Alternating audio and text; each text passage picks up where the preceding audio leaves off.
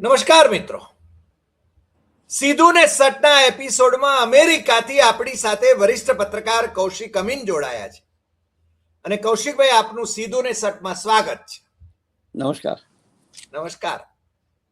આપણા દર્શકો સાથે જ્યારે કૌશિકભાઈ જોડાય ત્યારે અમેરિકામાં શું ચાલી રહ્યું છે, અમેરિકાની નીતિ વિશે, ભારતના સંદર્ભમાં પણ શું ચાલી રહ્યું છે એની એ બરાબર છણાવટ કરતા હોય છે.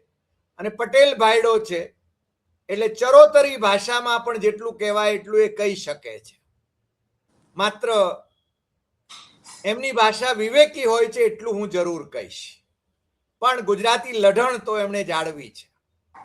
આજે જે વાત કરવી છે એ ઈરાનના સર્વોચ્ચ ધાર્મિક નેતા અત્યારના જે ખામનેઈ છે, મુસ્તફા ખામનેઈ, એમણે બહુ સ્પષ્ટપણે જાહેર કર્યું છે કે ટ્રમ્પની ગરજને કારણે એમણે 14 મુદ્દાનો એમઓયુ, આ એમઓયુ એટલે પાછું Islamabad memorandum of understanding, Islamabad memorandum of understanding એટલે કે શાહબાઝ શરીફ જે પાકિસ્તાનના પ્રાઇમ મિનિસ્ટર છે એમની મધ્યસ્થીથી અમેરિકા અને ઈરાન વચ્ચે જે મેમોરેન્ડમ ઓફ અન્ડરસ્ટેન્ડિંગ ના મુદ્દા 14 મુદ્દાઓ જે સ્વીકાર્ય રહ્યા, જેમાં આમ તો હજુ વલોણું તો હજુ બાકી છે. એમાં છે ને પાણી નીકળે છે કે પછી દહીં એટલે ઘી નીકળશે, માખણ નીકળશે, એ તો જોવાનું છે હજુ, કારણ કે 60 દિવસની મુદત છે. અને ટ્રમ્પભાઈએ ગમે તેમ કરીને યુદ્ધને થંભાવવાનું હતું. એ બાબત તો હવે છે ને આખી દુનિયામાં ચાવી થઈ ગઈ છે. એટલે હોર્મુઝ ખાડી ખોલી નાખી ઈરાને, અને સામે અમેરિકાએ બ્લોકેડ એને ઉઠાવી લીધો. પરંતુ અમેરિકાનું આમ તો કૌશિકભાઈને ગમે કે ન ગમે, અમે અહીંયાથી જે જોઈએ છીએ એના ઉપરથી અમને લાગે છે કે કૌશિકભાઈના પ્રેસિડેન્ટનું નીચા જોણું થયું છે, છતાં તંગડી તો ઊંચી જ રાખે છે. અને એમને પાછા વખાણ કરવા માટે આવા માણસો મળી જાય છે, આપણા નરેન્દ્ર મોદી જેવા, આપણા માનનીય વડાપ્રધાન જેવા, કે જે Excellency Excellency Excellency Excellency Excellency Excellency 6 વખત એમને કહીને પેલા નાવિકોને તમે માર્યા, એને અમે કન્ડેમ કરીએ છીએ, એટલું પણ કહેવાની હિંમત મારા પ્રાઇમ મિનિસ્ટરમાં નથી. અને ટ્રમ્પને તો પોતાના વખાણ થાય એ ગમે છે, એટલે નરેન્દ્ર મોદીએ જે એમના વખાણ કર્યા છે, જે શાંતિદૂત તરીકે એમનું વર્ણન કર્યું છે, વારંવાર શાંતિદૂત, પશ્ચિમ એશિયામાં તમે શાંતિ માટે જે પ્રયાસો કર્યા છે એને અમે બિરદાવીએ છીએ, અભિનંદન આપીએ છીએ, વખાણીએ છીએ. આ જે કર્યું, અમે દુનિયામાં મોદીનો ડંકો વાગતો હતો એવું એમના અંધભક્તો જે ઢોલ પીટતા હતા, એમની પાર્ટીના લોકો ઢોલ પીટતા હતા, એમનો વિદેશ મંત્રી ઢોલ પીટતો હતો, એમના મંત્રીઓ ઢોલ પીટતા હતા, એ બધા ઢોલ છે ને ફૂટી ગયા.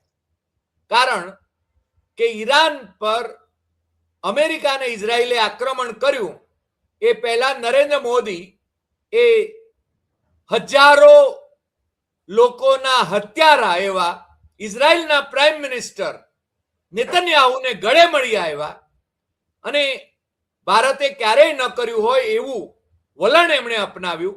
ઇઝરાયલને ફાધરલેન્ડ કહીને, ભારતને મધરલેન્ડ કહીને. અને મને લાગે છે કે દુનિયામાં ભારતની ફજેતી થવામાં હવે કંઈ બાકી રહ્યું નથી. છતાંય મોદી તંગડી ઊંચી રાખશે, અને મોદી ટ્રમ્પભાઈની સામે ઝુક કે સલામ કુર્નિશ બજાવશે.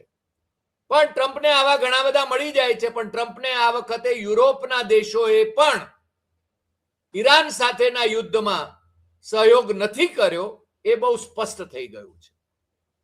આ ઇસ્લામાબાદ મેમોરેન્ડમ ઓફ અન્ડરસ્ટેન્ડિંગ એ સ્વિટ્ઝરલેન્ડમાં આમ તો એ સાઇન થવાનું હતું, પરંતુ ફ્રાન્સમાં ટ્રમ્પભાઈએ ફ્રાન્સના રાષ્ટ્રપતિ મેક્રોનની ઉપસ્થિતિમાં એના ઉપર સહી કરી.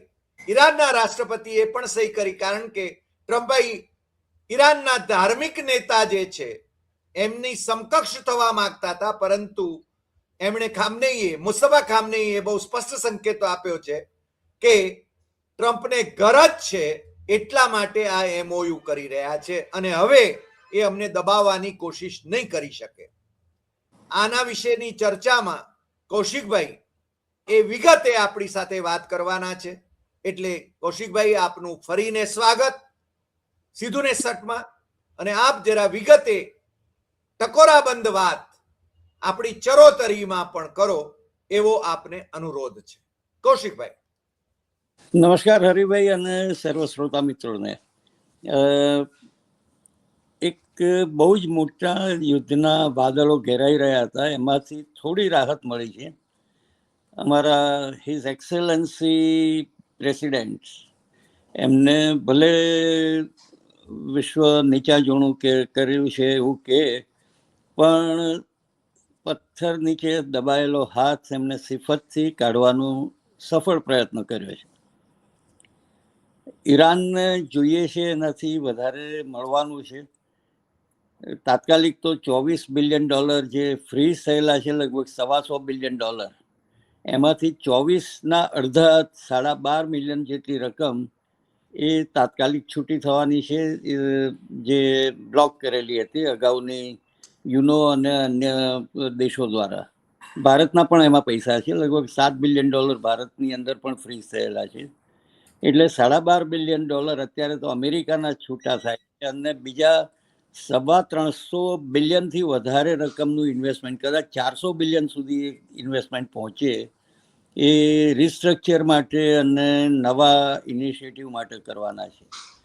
સૌથી મોટી જે બીક હતી યુરેનિયમની સોંપણી વિધિવત રીતે કરાશે નહીં, એનો કોઈ જ ઉલ્લેખ એમઓયુમાં નથી. પણ એની પર કોઈક ન્યુટ્રલ એજન્સી દ્વારા વોચ રખાશે અને જે અત્યારે એનરીચ કરેલું યુરેનિયમ છે 60%, એ ડાયલ્યુટ કરવાની પ્રોસેસ ચાલુ કરાશે અને નવી જે પ્રોસેસ એનરીચ કરવાની છે એ હું માનું છું ત્યાં સુધી 40%થી વધારે એનરીચ નહીં કરાય એવી કોઈક સમજૂતી ભવિષ્યમાં થશે એવું લાગે છે.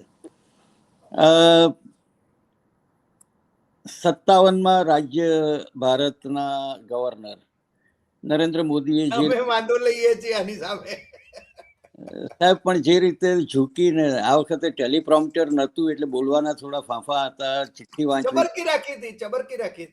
વાંચવી પડી. હવે ચિઠ્ઠી ઉપરથી કોઈએ પાસ ઓન કરી હતી કે કેમ, એ પાછું ભારતના મુખ્યમંત્રીઓ માટે જે રીતે ચિઠ્ઠીઓ અપાય છે એવું કંઈ નહોતું ને, એવું વિચારવાનું છે હજી.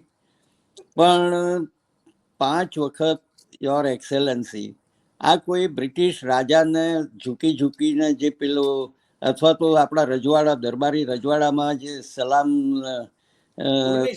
કોર્નિશ બજાવવાની હતી, એ હદે જઈ અને ભારતે સરાસર નામોશી ભર્યું વલણ દેખાયું છે. આ વખતે સમહાવ માય ડિયર ફ્રેન્ડ એમને ગળે પડ્યા નથી, ગળે વળગ્યા નથી. એટલે માત્ર હેન્ડશેક, અને એ પણ દૂરથી હેન્ડશેક, નજીક આવવા નથી દીધા.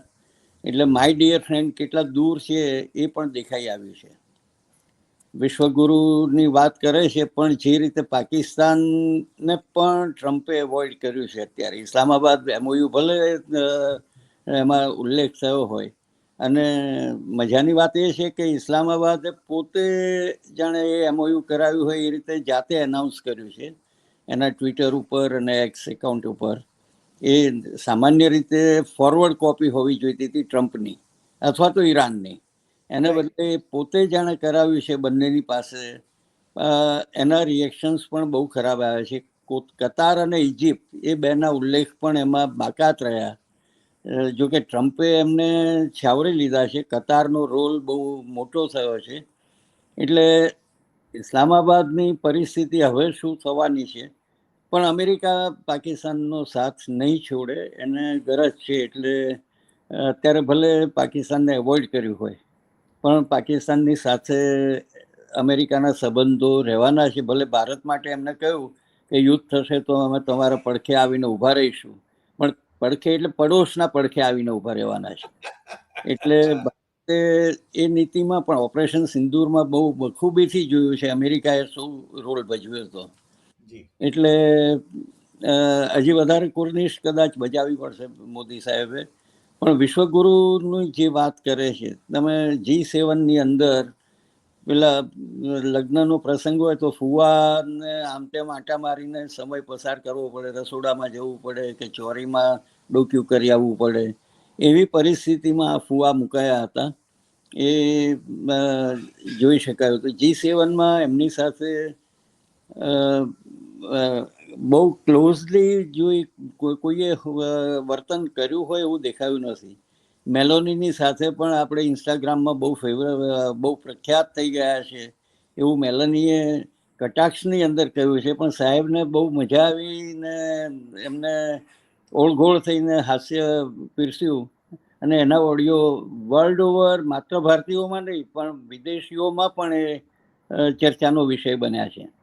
એટલે મેલોડીનો જે દોર શરૂ થયો છે એ દોર એ મુંગેરીલાલ કે હસીન સ્વપ્ન છે, મોદી સાહેબ કે હસીન સ્વપ્ન છે. અને એમને ભલે ત્યાંની જે કંઈ પસંદગી હોય ભારતમાં, પણ એ આંતરરાષ્ટ્રીય સ્તરે આવી પસંદગીઓ કરવાની એમને ટાળવી જોઈએ. રહી વાત અત્યારે જે ઈરાનની સાથેની છે, ઓઇલનો ફ્લો ચાલુ થઈ ગયો છે. અમેરિકાએ એનું લશ્કર જે નેવી શિપ્સ હતા એ હટાવી અને માર્ગ મોકળો કરી આપ્યો છે. અને માઇન્સની વચ્ચેથી ઈરાન પણ ઓગસ્ટ સુધી આ માર્ગ સપોર્ટ કરશે. માઇન્સની અંદરથી અત્યારે દોરી રહ્યું છે અને મિલિયન્સ ઓફ બેરલ અત્યારે ગઈકાલથી શરૂ થઈ ગયા છે બહાર આવવાના. ભારતના ઘણા બધા જહાજો ફસાયેલા છે, લોડેડ છે અને 1-2 દિવસ 5 દિવસની અંદર ભારતમાં પહોંચશે. પણ ભારતની પ્રજાને આ જે ઓછી 82 થી 88 વચ્ચે ક્રૂડ ઓઇલ ચાલ્યા કરે છે, એનો ભાવ ઘટાડાનો લાભ ભારતની પ્રજાને મળશે કે નહીં એની શંકા છે મને. નથી જ મળ્યો, અગાઉ પણ નથી મળ્યો, એટલે મોદીના શાસનમાં નથી મળ્યો. અહીંયા what goes up never comes down એ પરિસ્થિતિ ભારતની અંદર છે. જે પ્રાઇસીસ ગવર્મેન્ટ રોબરી કરી રહી છે, ડે ટાઈમ રોબરી છે, ધોળા દિવસની લૂંટ છે આ, અને પ્રજાની કમરતોડ, ખાસ કરીને પરિવહનને લીધે મોંઘવારીનો દોર એક શરૂ થયો છે, એ અટકશે નહીં.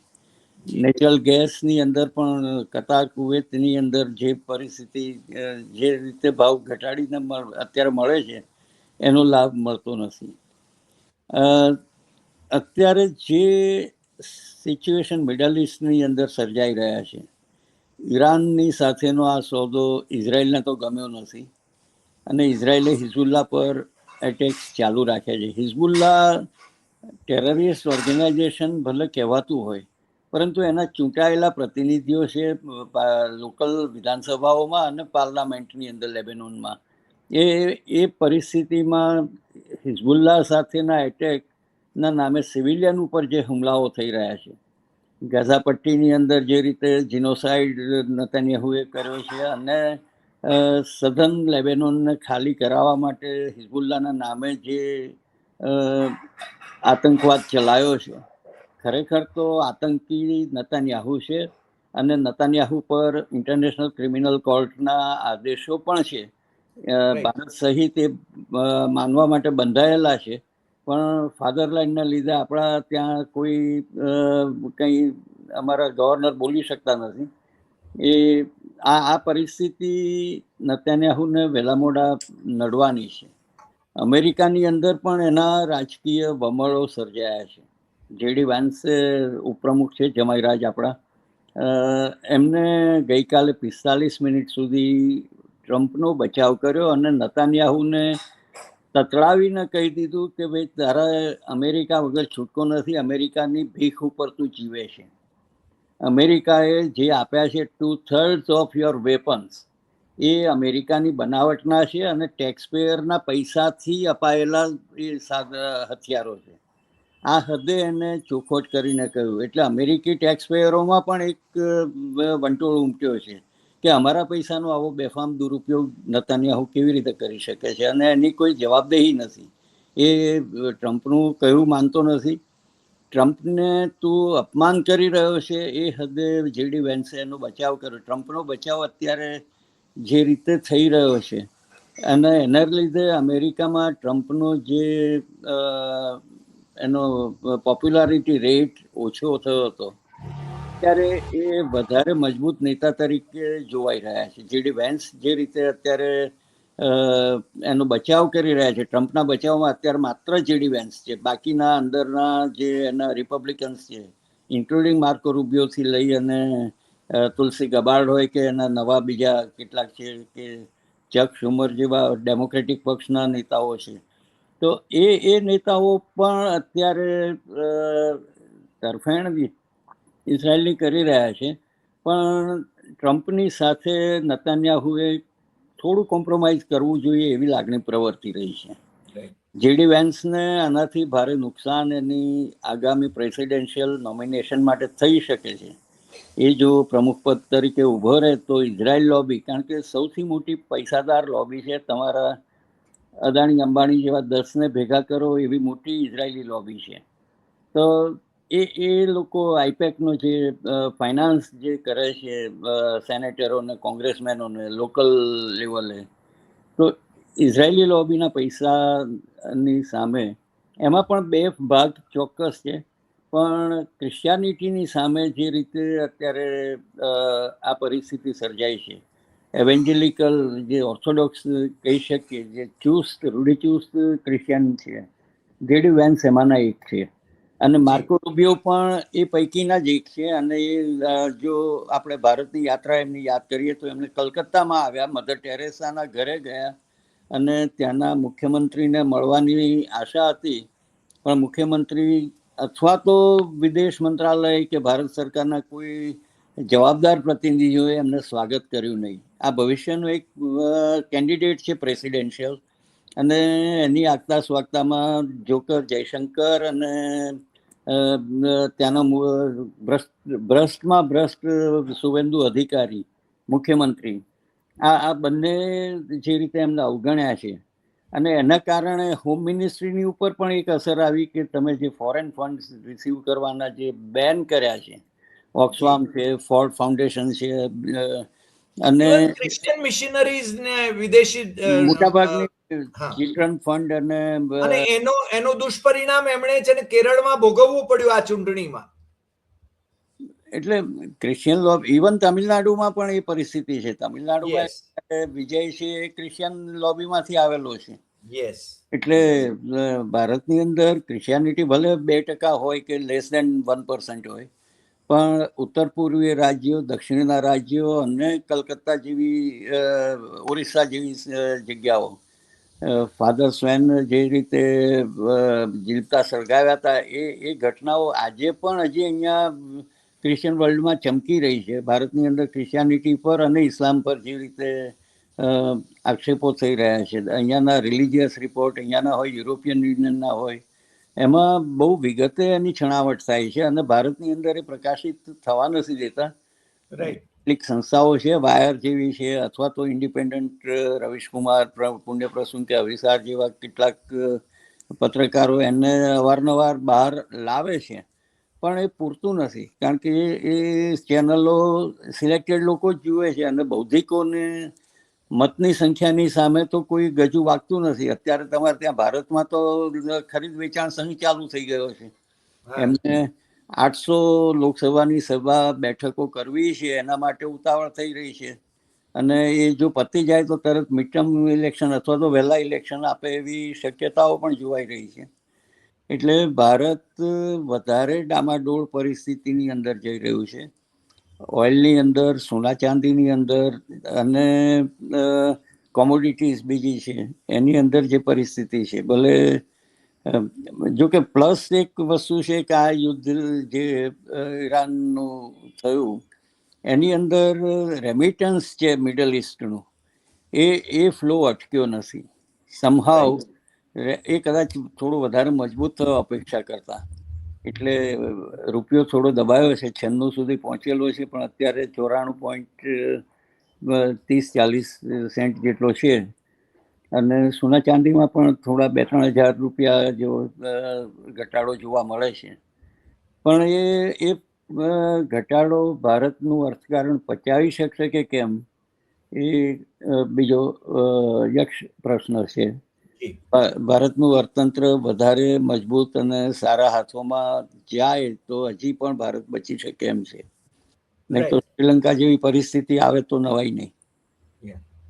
કૌશિકભાઈ, મને એક પ્રશ્ન, કારણ કે આપે વાન્સનો ઉલ્લેખ કર્યો, $300 બિલિયન નો જે મામલો છે એમાં વાન્સે એમ કહ્યું કે આપણે તો એકેય ડોલર આપવાનો નથી થતો, એટલે જે રોકાણ મને લાગે છે જે કરવાની વાત આવી છે ઈરાનમાં એની, તો આવશે ક્યાંથી નાણાં? નાણાં મોટાભાગે ઇન્વેસ્ટમેન્ટના છે, જે ફ્રી સેલી એસેટ્સ જે એ છે, અને મિડલ ઈસ્ટમાંથી આવશે. અમેરિકી ટેક્સપેયર અને મિડલ ઈસ્ટ કન્ટ્રીઝ એ એમાં કોન્ટ્રીબ્યુટ કરશે, કારણ કે કતાર, સાઉદી અરેબિયા સહિતના ને ગરજ તો છે, એટલે એમના ઇન્વેસ્ટમેન્ટ મોટા પાયે આવવા જોઈએ. સાઉદી અરેબિયાને ભલે થોડી એલર્જી છે, કારણ કે ત્યાં શિયા સુન્નીનો ખુલ્લો એક ભેદ આવે છે, પણ આને અંદર રશિયા અને ચાઇના પણ એવું ઈચ્છે છે કે ઈરાનને આ રકમો મળે, એટલે સાઉદી કે બીજા દેશોની અંદર જે એમની પ્રેશર કદાચ ચીન અને રશિયા એ પ્રેશર નહીં કરે અને એ ઇન્વેસ્ટમેન્ટ આવવા દેશે એવું લાગી રહ્યું છે. અત્યારે એનો કોઈ રૂટ પ્લાન નથી, એને ક્યાંથી આવશે, કેવી રીતે આવશે, એના મેથેમેટિક્સ હજી શરૂ થયા નથી, પણ કમિટમેન્ટ છે. અને અમેરિકા આવી બાબતોમાં થોડું દોલું પણ છે કે ચાલો આપી દો, એટલે પણ આપી દો એટલે કડલું આપીને કલ્લું કઢાવી લેવાની વાત છે, કલ્લું અથવા તો પેલી કલ્લું આપીને કડલું કઢાવી લેવાની વાત છે, એટલે કડલાનું જોખમ તો રહેશે જ ઈરાનને. ઇઝરાયલ અત્યારે જે વલણ અપનાવ્યું છે ઇઝરાયલે, એને લેબનન પર, એટલે સાઉથ લેબનનમાં એને જે રીતે એનો વિસ્તારવાદ વધારવો છે અને જે રીતે હુમલા ચાલુ રાખ્યા છે હિઝબુલ્લાહના નામે, એ આ 60 દિવસની મુદતની જે મંત્રણાઓ ફાઇનલ પછી જે એ લોકોનું ડીલ થાય, એટલે કે અમેરિકા અને ઈરાનનું, એમાં અવરોધો સર્જે એવું નથી લાગતું? હું માનું છું ત્યાં સુધી ઈરાનને એમાં છૂટો દોર અમેરિકા આપી દેશે કે ભાઈ તમારે ઇઝરાયલનો બચાવ તો કરશે, પણ એટ ધી સેમ ટાઈમ જે રીતે અત્યારે નેતન્યાહુ વર્તી રહ્યા છે, કારણ કે એને બેકિંગ કુશનરનું છે અને એને એમ છે કે અમેરિકાને મારા વગર છૂટકો નથી, અમેરિકામાં ઇઝરાયલી લોબીની કારણે અમારા વગર છૂટકો નથી. પણ નેતન્યાહુ એને પોતાની ખુરશી બચાવવા માટે અને કુશનરને વચ્ચે રાખીને જે ગઝામાં અને સાઉથ લેબેનોનમાં એમને જે રિયલ એસ્ટેટ અને સ્પેનિશ રિવેરા બનાવવાના જે છે વિસ્તારવાદ જે છે, ઇજિપ્તના વિસ્તારો, વેસ્ટ બેંકના વિસ્તારો, જોર્ડન અને સિરિયાના વિસ્તારો પણ એ ગપચાવવા માંગે છે. દર્શક મિત્રોને એટલું જણાવી દઈએ કે કુશનર એ પ્રેસિડેન્ટ ટ્રમ્પના જમાઈ છે, જે યહૂદી છે, ઇઝરાયલ તરફી છે, અને પોતે છે ને ધંધો કરવા માટે ગાઝાને ખાલી કરાવવા સુધી જઈ રહ્યા છે. નેતન્યાહુએ 70,000 થી 80,000 ગઝાના લોકોની હત્યા કરાવી છે એ કુશનરને માટે, બરાબર છે? એમાં નિર્દોષ બાળકો અને મહિલાઓ 70% વધુ છે. 80,000 જેટલા લોકોને માર્યા એટલા ગઝાની અંદર, અને લગભગ પોણા ભાગની ગઝાની ઇમારતોને તહસ નહસ કરી નાખી છે. એટલે ક્લિયર મેદાન કરીને જ હવે નવું ડેવલપમેન્ટ કરવું પડે એવું છે, અને એની ઉપર એમની નજર ઠરેલી છે. એટલે એ હજી આવતા દિવસોમાં આપણે એની ઘણી બધી પ્લસ માઇનસ જોવાની સારા અવસર નથી, પણ એ આપણે નિહાળવા પડશે. આપે શરૂઆતમાં કહ્યું કે ટ્રમ્પભાઈએ પથ્થર નીચેથી હાથ કાઢી લીધો, આને થોડું એલોબરેટ કરશો? છેલ્લો પ્રશ્ન. અત્યારે સાહેબ અમારા ગવર્નર મોદીએ જે રીતે એમને કહ્યું, એક નોબેલ પ્રાઇઝની ભલામણ જ બાકી રાખી. ટ્રમ્પ સાહેબ, આપને નોબેલ કમિટીએ નોબેલ પ્રાઇઝ આપવું જોઈએ, શાંતિનો એવોર્ડ આપવો જોઈએ, એ કહેવાનું જ બાકી રાખ્યું. ટ્રમ્પને 8 યુદ્ધ, ભલે ભારતનું ઓપરેશન સિંદૂર એમાં નામ દઈને નથી ગણાવ્યું, પણ મેં 8 યુદ્ધ રોક્યા.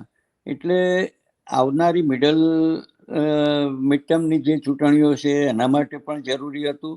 અને વિશ્વની આર્થિક પરિસ્થિતિ જે રીતે જઈ રહી હતી, એટલે એ રીતે અમેરિકી લોબીનું પણ એક દબાણ હતું. એ પછી વર્લ્ડ બેંક હોય, IMF હોય કે એવી બીજી નાણાકીય સંસ્થાઓ છે, કારણ કે આખું અર્થકારણ ડામાડોળ પરિસ્થિતિમાં જઈ રહ્યું હતું.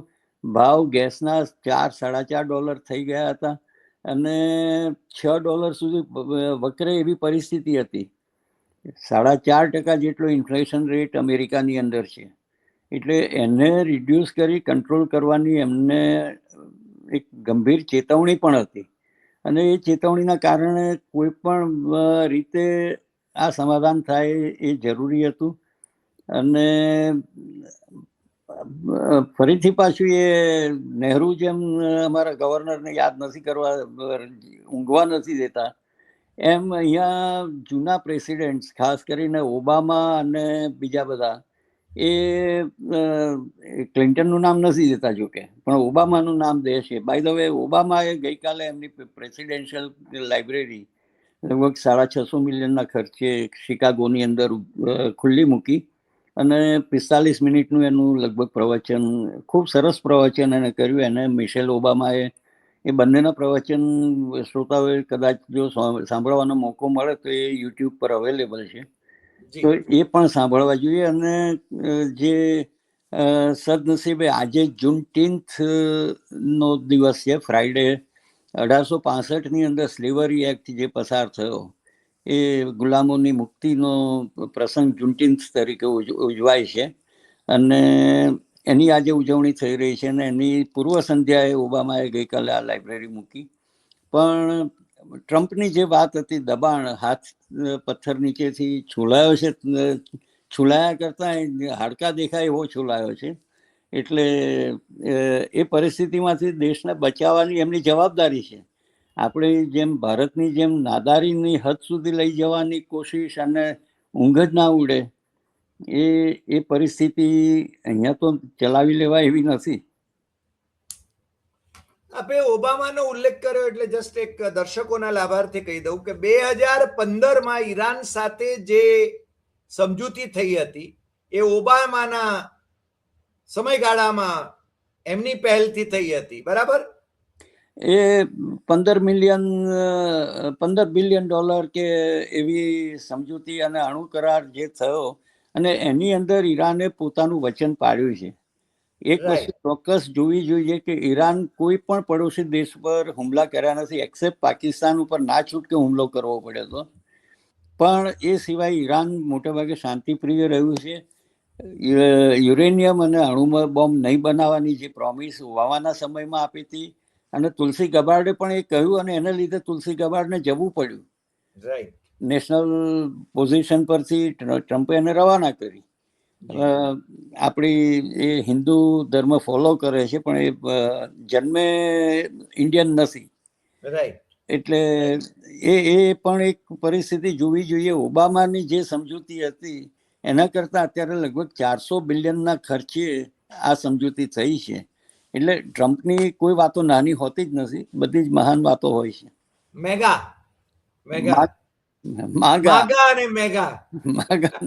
અને આપણા મિગા ગવર્નર સાહેબ, મોદી મિગા કે છે. ગવર્નર સાહેબ, હા, તમે ગવર્નર નહીં કહો, અમારા માનનીય પ્રાઇમ મિનિસ્ટર છે. સાહેબ વર્તન સુધારે તો ચોક્કસ એમને વિશ્વગુરુ તરીકે પ્રસ્થાપિત કરીશ, હું 2 હાથે નમન કરીશ. પણ જે રામ મંદિર તોડતા નથી, રામ મંદિરનો પણ ગલ્લો સાફ કરી જાય છે, આ લોકોની સાથે કયો ભરોસો રાખવો? સાચી વાત, સાચી વાત. આજે આપ અમારી સાથે જોડાયા અને વિગતે વાત કરી. મને લાગે છે આપણા દર્શકોને વિવિધ પાસાઓની વાત તટસ્થપણે આપે મૂકી એમની સમક્ષ, અને એમને શું પરિસ્થિતિ છે ગ્લોબલી એની વાત મન મોકળાશથી કરી. એ બદલ આપનો ખૂબ ખૂબ આભાર, અને ફરી મળીશું નવા એપિસોડમાં નવા વિષય સાથે. નમસ્કાર. નમસ્કાર.